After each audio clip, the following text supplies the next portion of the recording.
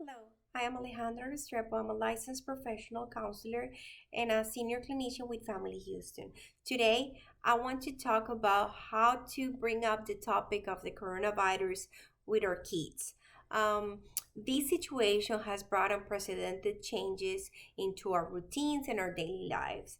These changes are also affecting our kids because they're used to have very structured environments and very structured routines. So, as parents and caregivers, we need to open the communication and we need to open the conversation about what's happening in order to let our kids process about their emotions and help them restore their sense of safety. Today, I would like to share 7 strategies or tips that you can use in order to create an environment that is healthy and that promotes this open communication. The first one would be do not be afraid to talk about the coronavirus.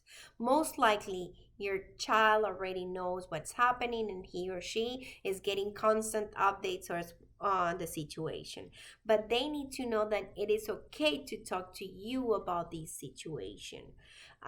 They need a reliable source of information. So be mindful and be open about answering their questions and their concerns.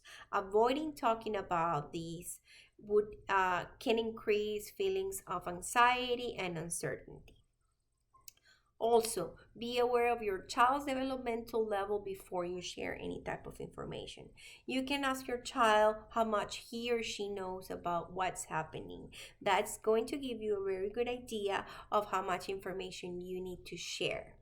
Whatever information you share, make sure that you do it in an honest way, that you're sharing factual information in a very simple way, and avoid sharing details. They do not need details. Next, restore their sense of safety. In situations like these, kids feel unsafe and their fears increase significantly. So make sure you tell them that you're doing everything to keep them safe. Also, share with them all these measures that have been implemented by the federal government, by the local government in order to keep us safe.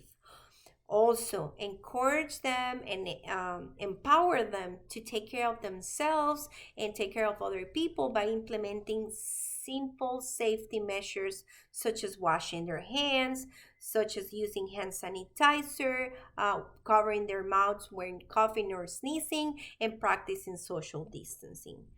Knowing that they can do something to contribute to the situation might help them to recover some sense of control.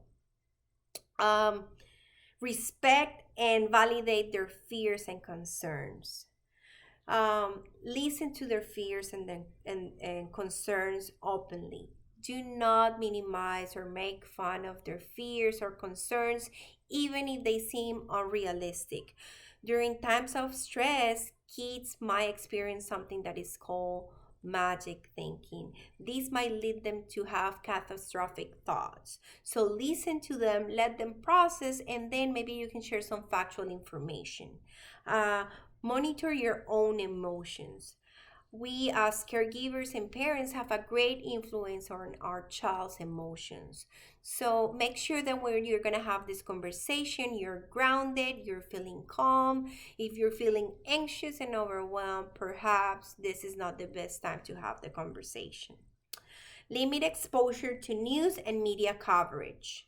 Um, it's natural in everybody wants to be informed, and it's natural that we as parents and caregivers want to be informed as well.